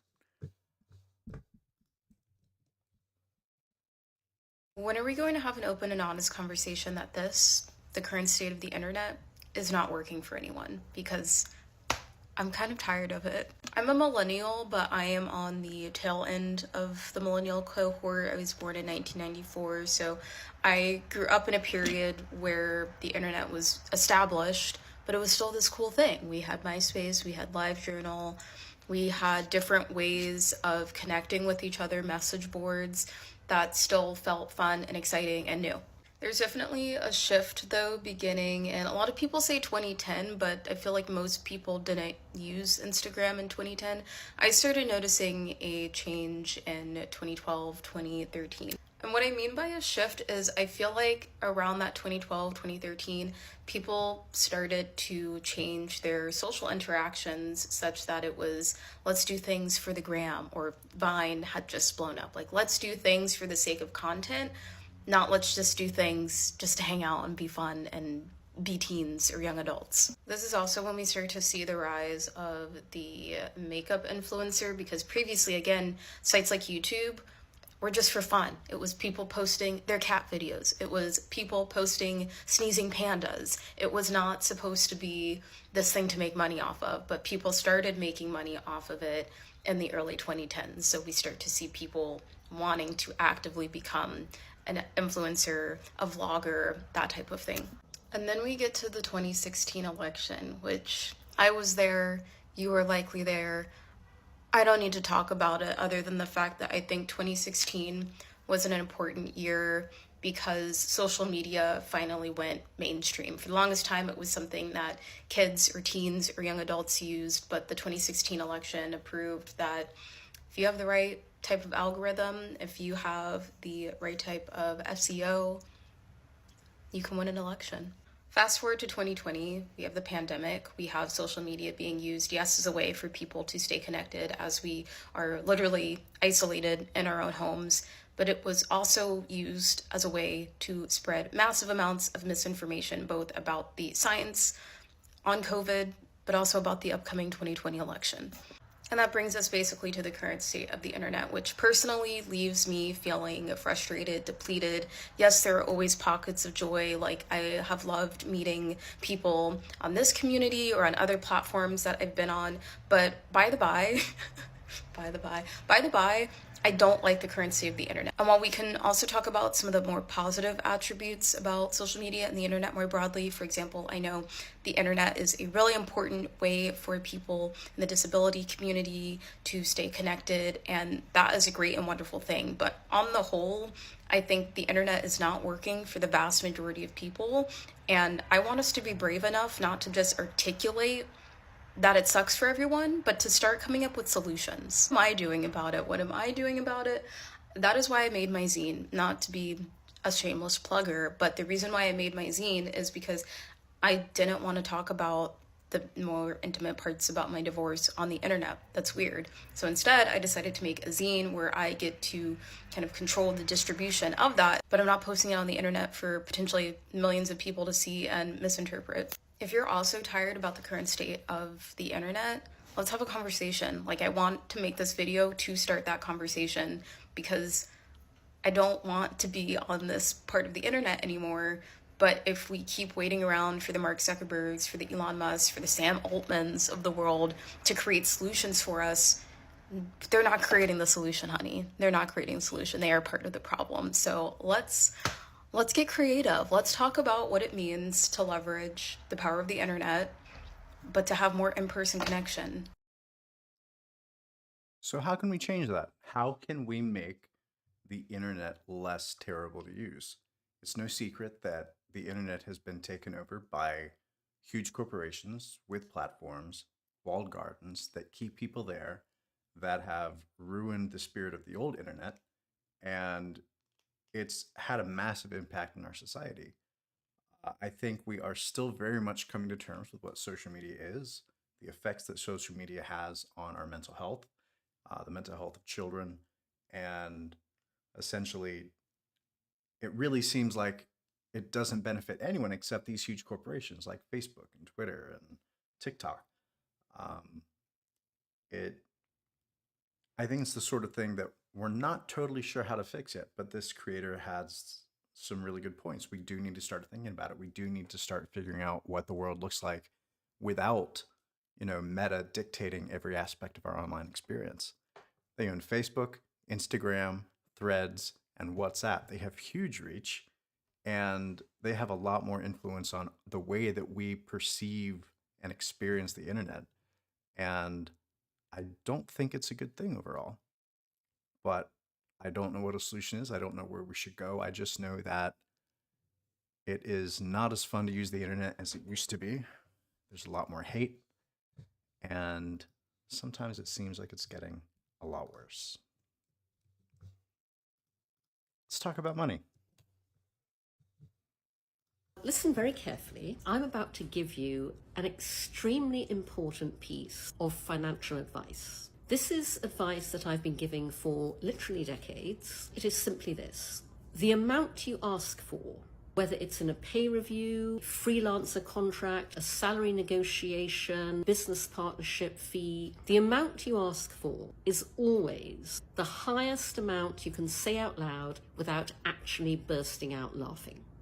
Trust me, it works. I hear regularly from women especially who say, "Oh my God, Cindy, I took your advice and I doubled my salary." I run into people who say, "I just want you to know I did it. This particular financial circumstance of my life dramatically improved because of it." So remember, the amount you ask for is always the highest amount you can say out loud without actually bursting out laughing. I agree. It doesn't always pan out, though. People are weird, people are particular, and they don't always respond the way that you think that they will. Many years ago, I was interviewing for a job in Charlotte, North Carolina, as a web developer. It was one of my first gigs, and I had done research to figure out what I should be paid. And made it through the interview, and the person interviewing me asked, "So, what kind of salary would you like?" And it was time for me to like say my number with my whole chest, without my voice shaking, and act like I knew that I deserved it, even though it felt like a lot of money. This was, I think, the amount that I had discovered through research was something like $55,000, which at the time, fresh out of college, was a ton of money. And I wrote down the number on the piece of paper she handed me, and she was like, "Oh, we can do that." And that was when I knew that I had fucked up. Because if there's no pushback, you didn't ask for enough. I later found out that I could have gotten 10 to 15,000 more if only I'd asked for it. So don't be afraid to ask for numbers that seem big to you, because there's a ton of money out there. And if you don't ask for it, you definitely won't get it. I've also found that when I'm telling people what my rate is for my freelance work, that they don't try to negotiate. They don't really push back on it. They just disappear, which is frustrating, especially when I say, "Hey, we can talk about any aspect of this quote that doesn't align with your needs." But people usually just leave. It's weird.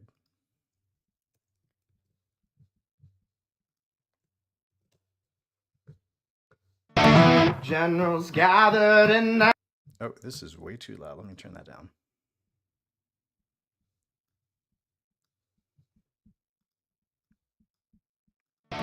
Generals gathered in their masses. I like goth chicks with fat asses. Big old thighs blot my destruction. I yearn for curvy goth girl suction. Oh, Lord, yeah! That was cool.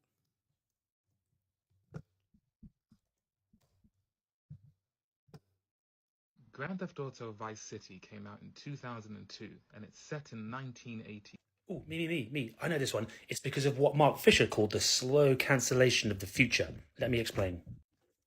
So in this book here, Ghosts of My Life, what he argues really is that the future, not necessarily in a time frame, not like tomorrow, but essentially the idea of the future has been cancelled completely, or it's just been taken away by an ever-expanding capitalist present. He calls it capitalist realism.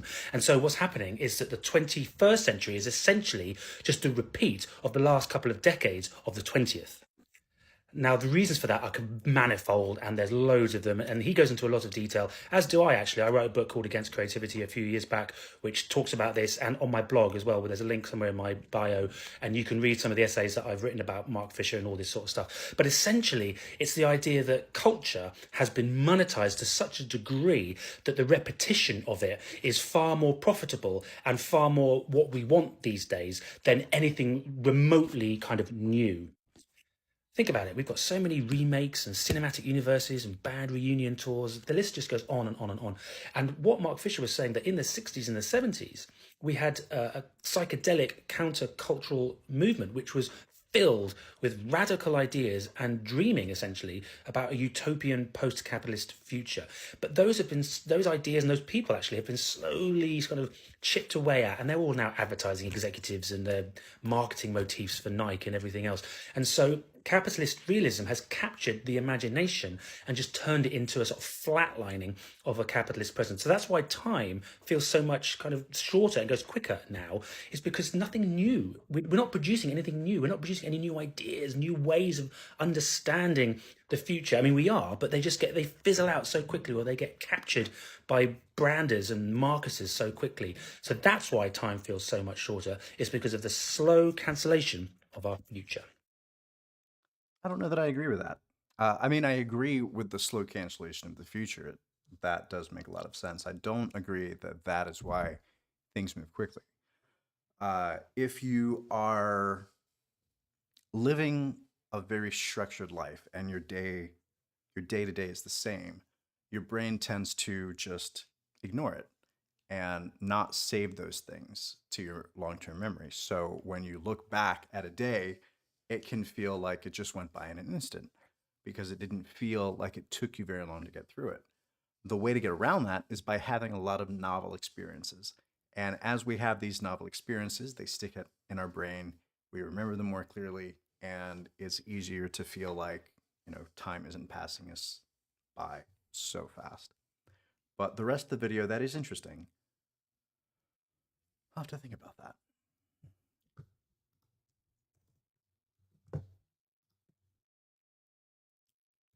This video is pretty interesting. It's about friendship. Friendship versus romance and whether or not the two can coexist.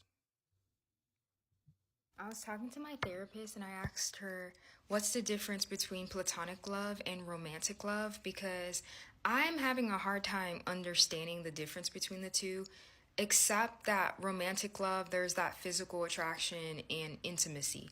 But other than that, like, they're the same thing to me. Obviously, romantic love has that commitment, but friendships could also have that commitment.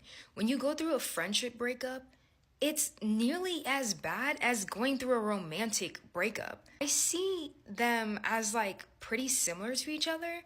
And then she asked me the question, if I don't really see that much of a difference but the physical attraction and the intimacy, then how do I view physical intimacy? And then I told her that I view physical intimacy like an activity. Like, it's an activity that you do with someone. Like, I view physical intimacy like if you were to go sparring for jujitsu. That's how I see physical intimacy.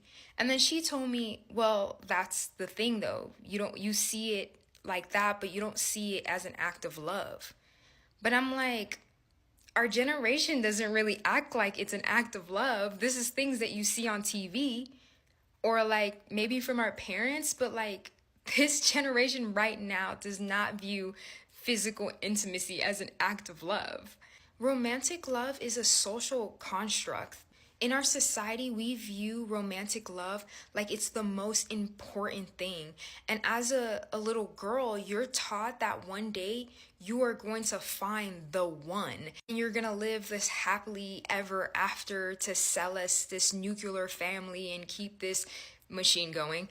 But other than that, like, I believe in love for sure. Like, I believe in love. I believe in romantic love, but I don't view it higher than friendship. I see the love that I have for my romantic partner and my love that I have for my friends the same way. So how do you guys view romantic love and platonic love? What's the difference for you guys? It's an interesting question. I don't know that I really have an answer for that. But I do think that there seems to be a lot of confusion in society. Well, maybe not in society, but a lot of confusion about what the boundaries need to be when it comes to friendship, what separates a friend from a lover, because you can often have feelings for someone that are, not appropriate for the type of relationship that you have. And it causes a lot of strife, but not anything I have a lot of in-depth thoughts on. I just thought it was interesting and wanted to share. All right, so I'm out of prepared videos. So for the last 24 minutes, we are just going to click that explore button and see what happens.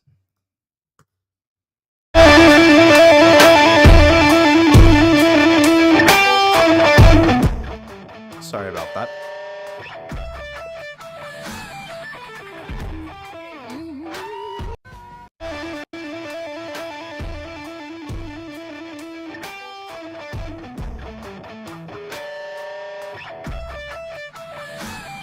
She's really talented.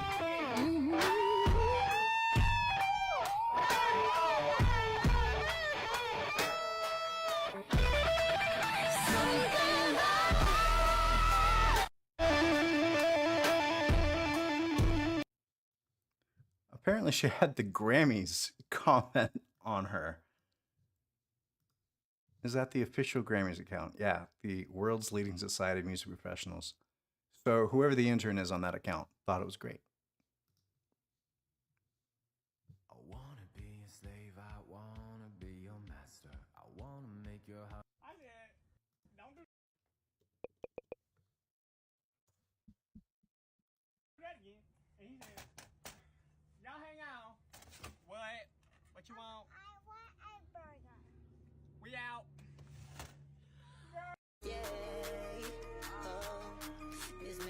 This time it's about you. This time. Is it really? I don't know who needs to hear this, but I'm sure someone out there needs to hear this. Do it anyways. Do it. Do it scared. Do it unknown.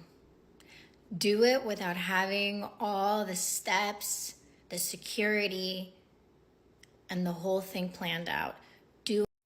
I think that there's a time and place for that. I think that, sometimes you do need to do it scared, but sometimes you need to listen to that fear, because fear is an evolutionary response designed to keep us alive. It's when we lean too much into that fear that we're prevented from doing things that help us to live our lives. And that's when it's something that needs to do it anyways. I really hate the TikTok web interface. Act like you picking something off the ground, but you're back facing the camera. No. Next up, we have Emery with trading. Hi, my name is. 1, 2, 3, Oh.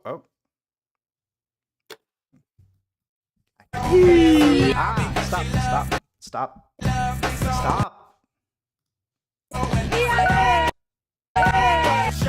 This is so frustrating. Why won't it stop? All right, I'm gonna turn the audio off.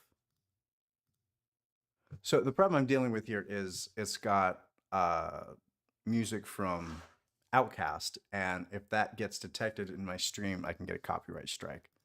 So as soon as I hear that type of music, I've got to stop it.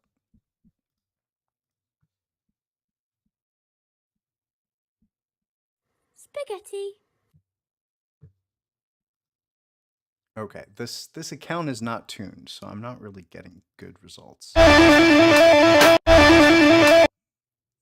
is so frustrating. I'm gonna turn this off until I find something I want to go down. So let's see what's going on with COVID these days. Because COVID is still very much here. It's hard to find recent videos though. 2020, 1 day ago.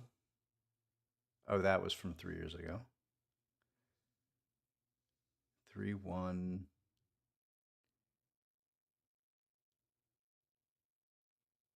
Why in the world am I not? Okay, I recognize this person. I've seen several of their videos. Let's see what they have going on.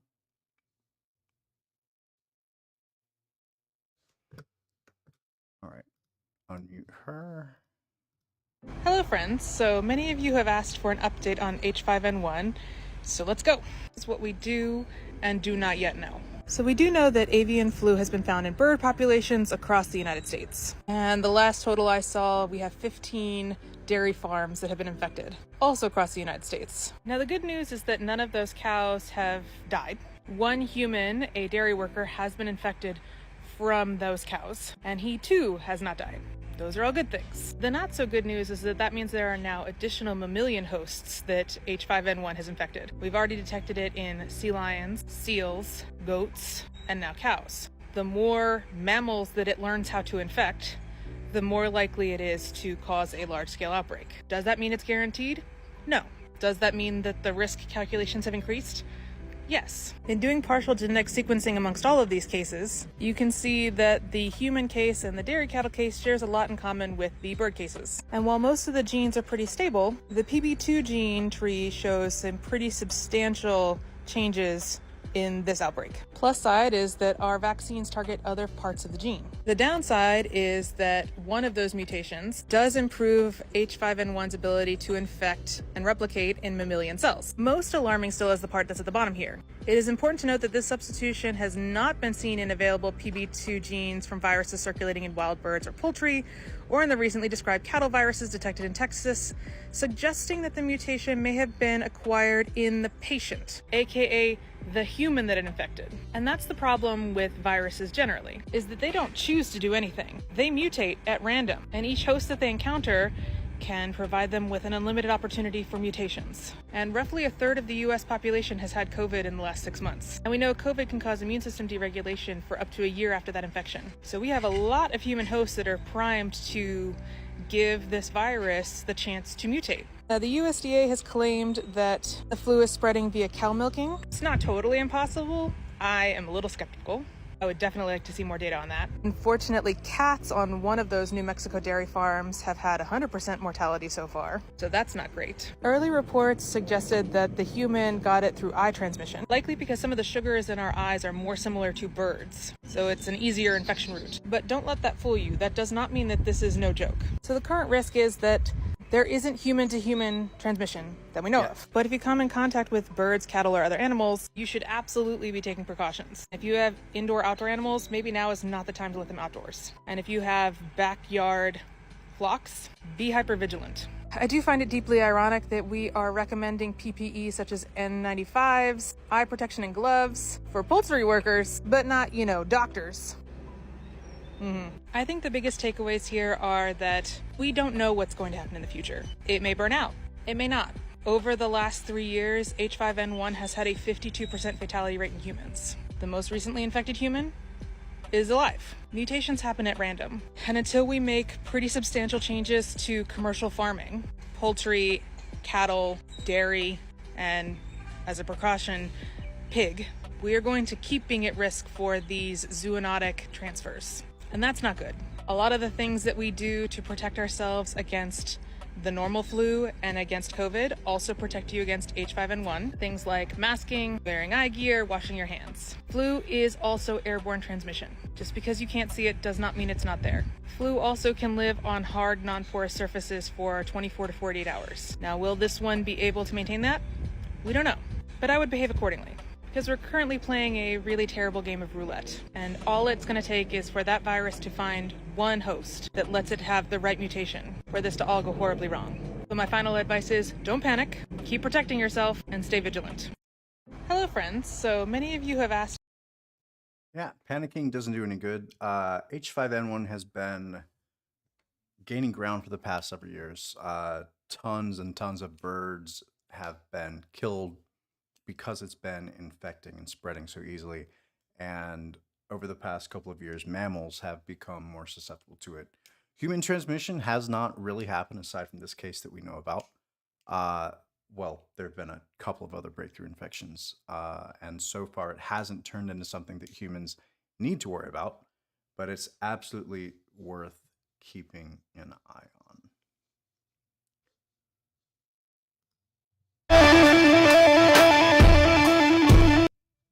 Why?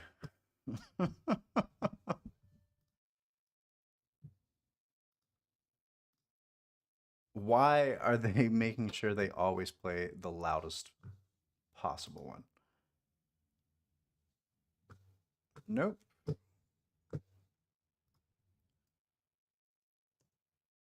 That's Spanish. I don't know what that is.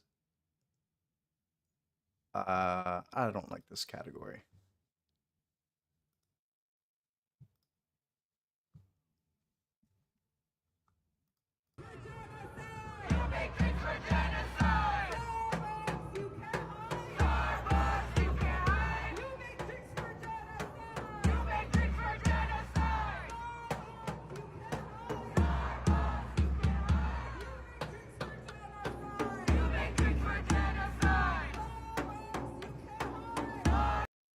Okay, as with any claim, we need to figure out why it's being made. And I've heard a little bit about this, but I don't know the specifics about why people believe that Starbucks is involved. So I'm going to ask Sparks, and we'll see what Sparks has to say.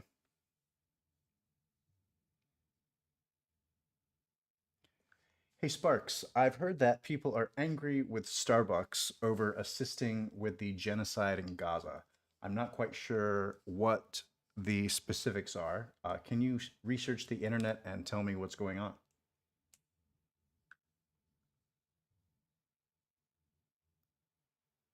Sorry, an unknown error occurred. Please try again later.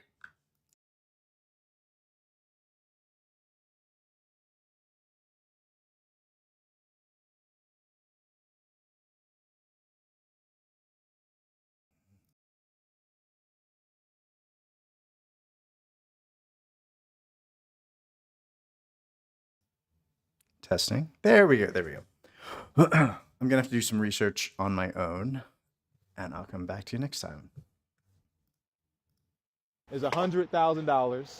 $100,000 for you. Do you have any change to spare? Is Tres niños y sus padres cruzaron. Yo iba para. Yo necesito ir a mi casa, yo ya había. Perdona si. I'm gonna give you $1 if you. Okay, I don't know why it's showing me these Spanish videos.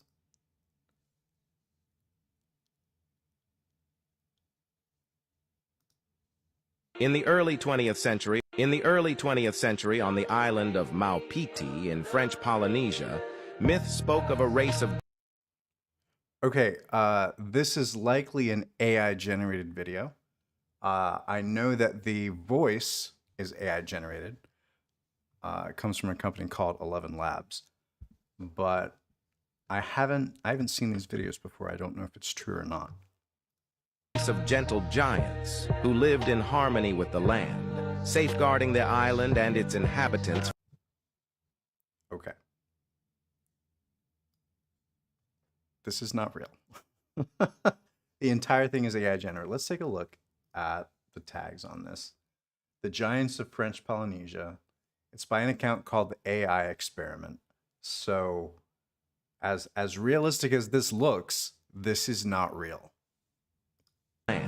Safeguarding their island and its inhabitants from outside threats.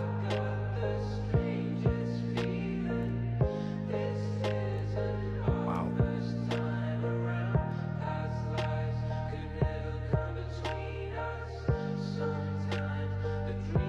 From a technical perspective, this is so cool.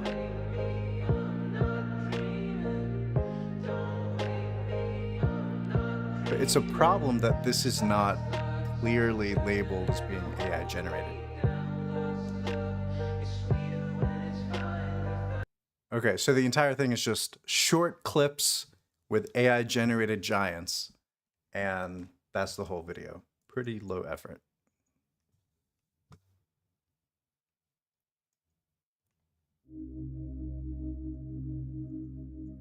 ¿Qué va a pasar el 8 de ¿A qué horas?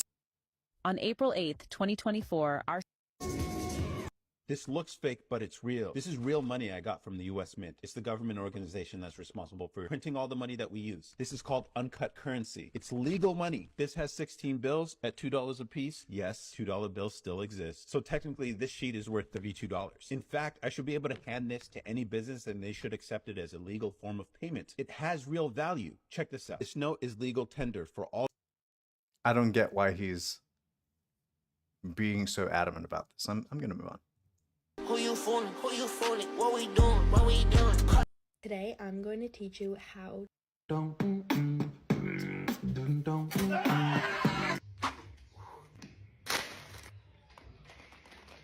All right, this is a silly video. Are you going to count the rubber bands?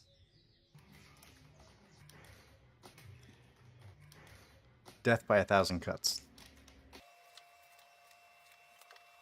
This video would be a lot more entertaining if you showed me the number of rubber bands you're putting on.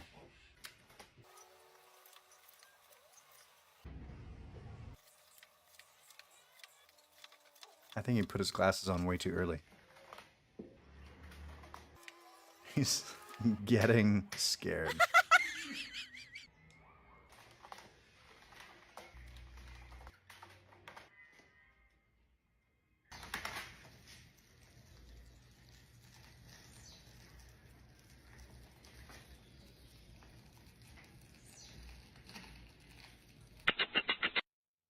What? Part I feel betrayed. Moving on. I like pizza. Burj Khalifa fell. You will never hear. I will give $10,000 to anybody that can prove me wrong here. I promise. ¿Qué pasaría si México? This is the most haunted and infamous prison in America, located on an island in millones de. O-C-K. There is not a single person. When a tooth's nerve becomes infected, a dentist will drill into the top of it to get inside. Then they will remove the pulp of the tooth. This is just not interesting. All right, so we're out of time for tonight. Thank you so much for joining me. I will be back on Friday from 9:30 to 11:30 Eastern Time. I am still getting the hang of this, but I appreciate you hanging out with me, and I hope you have an amazing night.